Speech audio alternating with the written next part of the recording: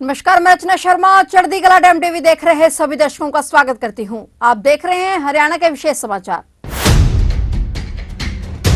हरियाणा के मुख्यमंत्री मनोहर लाल को प्रदेश के मुख्य postmaster general colonel SF Rizvi ने श्री राम मंदिर अयोध्या की चंदन की खुशबू से सुगंधित एवं गोल्ड फॉयल प्रिंटेड डाक टिकट भेंट की। प्रधानमंत्री नरेंद्र मोदी द्वारा 18 जनवरी 2024 को अयोध्या में इस डाक टिकट को जारी किया गया था। मुख्यमंत्री मनोहर लाल ने डाक टिकट को बेहद खूबसूरत बताते हुए इसकी प्रशंसा की। उन्होंने कहा कि राम मंदिर भारतीय सनातन संस्कृति की आस्था का केंद्र बिंदु है, जो समस्त समाज को एक साथ जोड़कर आगे बढ़ने की प्रेरणा देता है। उन्होंने कहा कि प्रभु श्री राम मंदिर पर आधारित ये डाक टिकट आम जनमानस और आने वाली पीढ़ियों को हमारी संस्कृति की जड़ों तक फिर से जोड़ने का कार्य करेगी। मुख्य postmaster general colonel SF Rizvi ने बताया कि श्री राम मंदिर जन्मभूमि में प्राण प्रतिष्ठा के अवसर पर डाक विभाग द्वारा डाक टिकटों का सेट तैयार किया गया है। इन डाक टिकटों के मुद्रण की प्रक्रिया में श्री राम जन्मभूमि के जल एवं मिट्टी का प्रयोग किया गया है, जो कि श्री राम के चैतन्य भाव और आशीर्वाद से युक्त है। उन्होंने बताया कि यह डाक टिकट चंदन की खुशबू से सुगंधित है।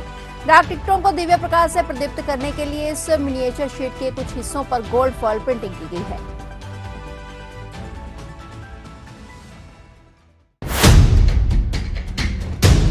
मुख्यमंत्री मनोहर लाल ने कहा कि नैतिकता का सबसे बड़ा गुण संवेदनशीलता भी है, इसलिए हम सभी को समाज के अभावग्रस्त और पीड़ित लोगों के प्रति संवेदनशीलता रखते हुए काम करना होगा, ताकि हम स्वयं को एक आदर्श के रूप में स्थापित कर सकें। मुख्यमंत्री ने कहा कि अपनी सोच और दृष्टिकोण को बदलकर ही नैतिकता के रास्ते पर चला जा सकता है। भ्रष्टाचार और नैतिकता इसमें सबसे बड़ी रुकावट है। हमें स्वयं को अगर आदर्श के रूप में स्थापित करना है तो सोच और दृष्टिकोण बदलकर दूसरों को भी बदलना होगा। मुख्यमंत्री मनोहर लाल ने कहा कि प्रधानमंत्री नरेंद्र मोदी ने जिस तरह से 2047 तक विकसित भारत की कल्पना की है, उन्होंने स्वयं से लेकर आम जनता तक इस कल्पना को ले जाने का काम किया है, क्योंकि समाज में नैतिकता के आने से ही इसकी कल्पना को साकार किया जा सकता है। मुख्यमंत्री ने कहा कि सोच और दृष्टिकोण में परिवर्तन आने से अच्छे कार्य होते हैं, और यही कार्य प्रदेश में सरकारी नौकरियों की भर्तियों में हमने किए हैं। मिशन मेरिट के तहत अधिकारी और कर्मचारियों की भर्ती की गई, जिसका कई बार विरोध भी झेलना पड़ा, लेकिन उसके परिणाम सबके सामने है कि योग्य और पात्र युवा ही सरकारी नौकरियों में आ रहे हैं। उन्होंने कहा कि नैतिकता और संस्कार हमारे मन को मजबूत बनाते हैं, जिससे सेवा करने का भाव उत्पन्न होता है। इसके बाद फिर व्यक्ति अपने अधीनस्थ कर्मचारियों में जाकर कार्य करता है, जिससे उसको संतोष और संतुष्टि प्राप्त होती है। परिवर्तन करने के लिए हमने कई चीजें मन में संकल्प किए थे। उसके अंदर एक संकल्प ये था कि आखिर हमारा सरकारी कर्मचारी से बहुत बड़ा वर्ग ऐसा है कि जो नौकरी पाने के लिए उसको बहुत कुछ उल्टे सीधे हथकंडे करने पड़ते हैं। हरियाणा का ऐसा कल्चर था। कॉलेज में पढ़ाई करते समय मैंने कुछ साल बिजनेस भी किया है। 8 साल जब बिजनेस किया तो उस समय भी पता लगा कि क्या क्या घिनौने काम होते हैं। हमने कहा ये जो हमारा कर्मचारी अधिकारी है, ये आखिर अपनी योग्यता के ऊपर मिशन मेरिट के आधार पर हम नहीं ला सकते क्या? बहुत विरोध सहना पड़ा। नहीं तो यही कर्मचारी अधिकारी नौकरी पाने के लिए क्या क्या करते थे, लाखों रुपया, और कोई कोई पोस्ट तो ऐसी होती है करोड़ तक भी पहुंच जाते नहीं बोलियां।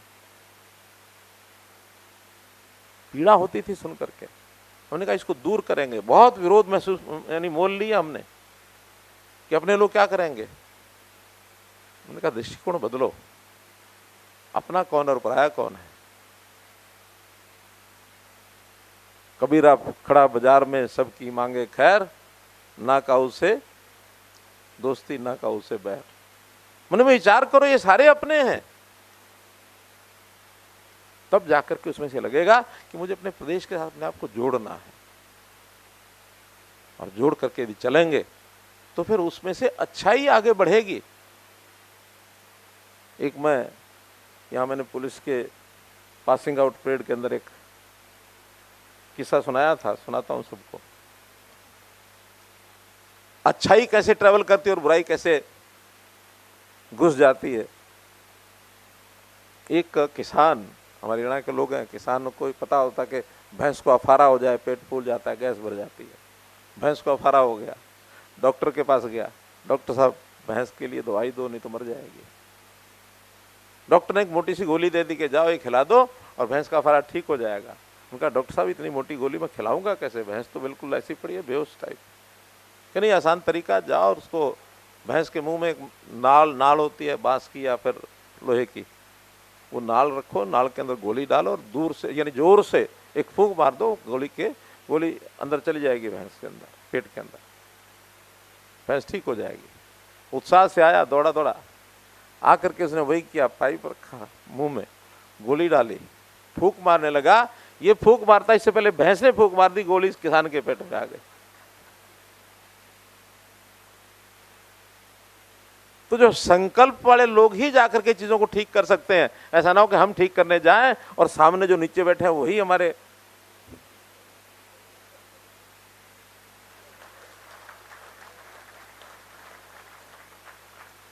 तो इस संकल्प के साथ नीचे उतरना पड़ेगा। हम जिस लेवल के लोग हैं, हमारा दायित्व सबसे ज्यादा है।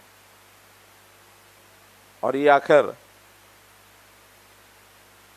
ये सब चीजें पाठशाला या जो हमारा ये जो प्रशिक्षण शिविर, बल्कि मुझे बैठे बैठे ऐसे विचार आ रहा था कि ये जो रखा है हमने कि नैतिकता का ट्रेनिंग,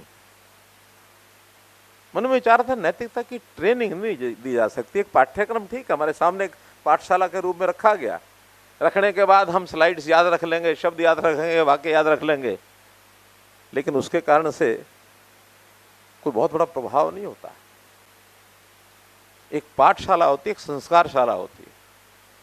अगर हम संस्कारशाला का कहीं आयोजन कर सकें, संस्कारशाला होती है बड़े ध्यान से, बड़े केंद्र यानी योग से, मनोयोग, मन में विचार करने के लिए उसके लिए साधना करनी पड़ती है। और उसके लिए योग और ध्यान, बहुत लोग अपने में से ही कई बार बताते हैं कि मैं विपश्यना के लिए जा रहा हूँ, 7 दिन के लिए विपश्यना। मन को मजबूत करने के लिए ऐसे जो सारे क्रिया है उसको करने के लिए फिर आदमी अपने उस सारी चीज को, नैतिकता को मन में ला सकता है। और कई बार ये भी पूछा जाता है क्यों लाए, हमको क्या जरूरत है। उसके लिए मैं यही कहता हूं कि थोड़ा सा मन का विचार ये बदल लें कि जैसे मैं अपना, मेरी पत्नी, मेरे बच्चे, मेरा परिवार, भाई बहन, माता पिता, इनके प्रति हमारे दायित्व में कुछ ना कुछ होता है कि हम उनकी देखभाल करें, पालना करें, सेवा करें। थोड़ा दृष्टिकोण बदल लें कि हरियाणा मेरा परिवार है। ये जो हमको जो मिल रहा है वो हमारे अपने व्यक्तिगत पालन पोषण के लिए मिल रहा है, लेकिन मुझे सेवा करने का काम कोई अपने परिवार के लिए नहीं, पूरे हरियाणा के लिए मिला। हरियाणा मेरा परिवार है। परिवार की भावना अगर ले लेंगे, परिवार का हर व्यक्ति कि जो सामने आया वो मेरा अपना भाई बहन है। तो चाहे वो पाठशाला में ज्ञान वृद्धि हुई हो और चाहे संस्कारशाला में हमने अपने आप को मजबूत किया हो, और फिर इसको, इस विचार को कर्मशाला में ले जाकर के उपयोग करना हो। हमारा जो क्षेत्र है, हमारा जो ऑफिस है, हमारा जो फील्ड में काम करते हैं, वो हमारी कर्मशाला है। ये सब करेंगे तो निश्चित रूप से मन को एक संतोष मिलेगा, और संतोष के आधार के ऊपर मन में लगेगा हमने कुछ अच्छा किया, संतुष्टि बहुत मिलती है। संवेदनशीलता इसका एक विशेष गुण है कि हम संवेदन होकर चले अपने समाज के प्रति, अपने लोगों के प्रति। मन में एक विचार है, ये दुखी है तो ये दुखी आदमी है तो मेरा अपना है, और उसमें भी खास करके समाज का वो वर्ग जो अभावग्रस्त है, जो पीड़ित है, जरूरतमंद है, जिसको हम गरीब शब्द कह देते हैं, इसके लिए काम करने के लिए सब कुछ अपना दांव पर लगा दें।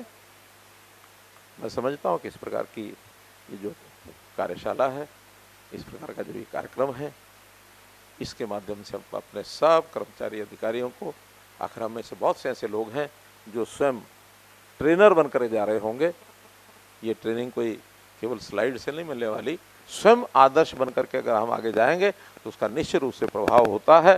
एक साधु, उसके पास एक महिला गई, महिला ने कहा कि महाराज मेरा ये बेटा है, ये गुड़ खाता है, आपकी बात मान जाएगा, आप मना करो इसको गुड़ ना खाए। कहा अच्छा ठीक है माई, अगले सप्ताह आना। वो अगले सप्ताह फिर चली गई। माई ने कहा मेरा बेटा गुड़ खाता है, इसको मना करो ना खाए, शरीर में फोड़े हो जाएंगे, बीमारी हो जाएगी। उन्होंने कहा माई अगले हफ्ते आना। 4 सप्ताह बाद फिर उसने कहा बेटे इधर आओ, बेटे देखो गुड़ खाना अच्छी बात नहीं है, गुड़ मत खाया करो। मैं अच्छा महाराज नहीं खाऊंगा। और चले गए माँ बेटा दोनों। 7 दिन बाद फिर वो माई आई। मैंने कहा महाराज जो बात आपने कही है, ये 2 पंक्तियों की बात पहले ही सप्ताह में क्यों नहीं कह दी? 4 सप्ताह क्यों घुमाया मुझे? कि भाई 4 सप्ताह पहले मैं स्वयं गुड़ खाता था, मैंने 4 सप्ताह में गुड़ खाना छोड़ दिया है। अब मेरे अंदर मनोबल आया है कि मुझ बच्चे को जो बात कहूँगा बच्चा मान जाएगा। इसलिए अपना आदर्श सामने रख करके हम जितने भी आगे नीचे अपनी बात को ले जाएंगे, निश्चित रूप से उसका प्रभाव होगा। हरियाणा की परिवार पहचान पत्र योजना ने देश भर में अनूठी मिसाल पेश की है। मनोहर सरकार द्वारा शुरू की गई परिवार पहचान पत्र योजना से पात्र लोगों को घर बैठे ही सरकार की कल्याणकारी योजनाओं का लाभ मिल रहा है। वहीं परिवार पहचान पत्र योजना के अब हरियाणा में बेहतरीन नतीजे सामने आने लगे हैं। मुख्यमंत्री मनोहर लाल ने कहा कि परिवार पहचान पत्र के माध्यम से प्रदेश के 2 करोड़ 80 लाख लोगों के डाटा का सफल विश्लेषण करने के बाद हम एक बेहतरीन परियोजना दुनिया के सामने रख सकेंगे। दुनिया भर में परिवार पहचान पत्र जैसी व्यवस्था कहीं भी नहीं है। सीएम मनोहर लाल ने कहा कि वर्तमान सरकार द्वारा पात्र लोगों को सभी तरह की सरकारी योजना और सेवाओं का लाभ देने की अवधारणा को साकार करने के लिए हरियाणा परिवार पहचान पत्र परियोजना शुरू की गई थी। हालांकि पहले नागरिकता की पहचान के लिए आधार कार्ड की व्यवस्था थी, लेकिन समाज में परिवार जिसमें बच्चों से लेकर वृद्धजन होते हैं, उनके डाटा की सटीक जानकारी के लिए समुचित व्यवस्था नहीं थी। उन्होंने कहा कि 2011 की जनगणना के डाटा के अनुसार ही प्रदेश में बहुत सी कल्याणकारी योजनाएं लागू की जा रही थी। सीएम ने कहा कि हमने अधिकारियों के सहयोग से परिवार पहचान पत्र को शुरू किया है, जिसके बेहतरीन नतीजे सामने आ रहे हैं। मुख्यमंत्री ने अधिकारियों से परिवार पहचान पत्र के प्रति लोगों का संतुष्टि स्तर और अधिक बढ़ाने का आह्वान करते हुए कहा कि परिवार पहचान पत्र के आने से पहले अपात्र लोग भी सरकार की कल्याणकारी योजनाओं का लाभ उठा लेते थे और पात्र लोग वंचित रह जाते थे। आज सरकार के पास परिवार की सही जानकारी होने से पात्र लोगों को सभी योजनाओं का लाभ घर बैठे ही मिल रहा है, जिसे old age pension, BPL card सहित अन्य कल्याणकारी योजनाएं जिसमें शामिल है। उन्होंने कहा कि प्रदेश के प्रत्येक परिवार को खुशहाल बनाने में परिवार पहचान पत्र परियोजना मील का पत्थर साबित होगी। पूरे प्रदेश में 2 करोड़ 80 लाख की जनसंख्या, इस सारा डाटा इकट्ठा करना ये अपने आप में आसान काम नहीं था। तो उसमें से पहले हमने हरियाणा रेजिडेंट डाटाबेस एक बनाया था, लेकिन वो किन्हीं कारणों से उस प्रोजेक्ट को वहीं बंद करना पड़ा था। उसी के विकल्प के रूप में फिर परिवार पहचान पत्र इसको शुरू किया और इस प्रक्रिया को शुरू करने के लिए काफ़ी चीज़ों की सावधानी भी बरती। और जब ये सफल हुआ है तो आज मुझे खुशी है आपको बताते हुए कि वर्ल्ड वाइड ये सिस्टम कहीं भी ना किसी प्रदेश में है ना किसी देश में है। अपने देश के लोगों को भी जब जानकारी हमने विभिन्न प्रांतों को दी तो उन सब का आकर्षण बढ़ा और हरियाणा का पीपीपी सिस्टम को अध्ययन करने के लिए इवन प्रधानमंत्री जी ने भी सभी जो प्रदेश के जो लोग हैं यानी मुख्यमंत्री खास करके उनको कहा कि इस विषय को अध्ययन करना चाहिए। उन्होंने बहुत सी टीमें भी अपने यहाँ भेजी और एक अच्छा कार्यक्रम अपने यहाँ अब शुरू हो चुका है, लागू हो चुका है। जो इसके रिजल्ट्स हैं अपने आप में मैं ये तो नहीं कह सकता कि 100% सही हो गए हैं, लेकिन बड़ी इसको कहना चाहिए एक परसेंटेज में अच्छे रिजल्ट्स से आ रहे हैं। आज से 6 महीने पहले शिकायतें भी बहुत थी। उन शिकायतों को दूर करने के लिए जो मेहनत की गई वो नीचे लोकल कमेटी से लेकर के और प्रदेश लेवल तक सब हमारे अधिकारियों ने, कर्मचारियों ने उसमें लग कर के जो काम किया है दैट इज़ रिमार्केबल वन।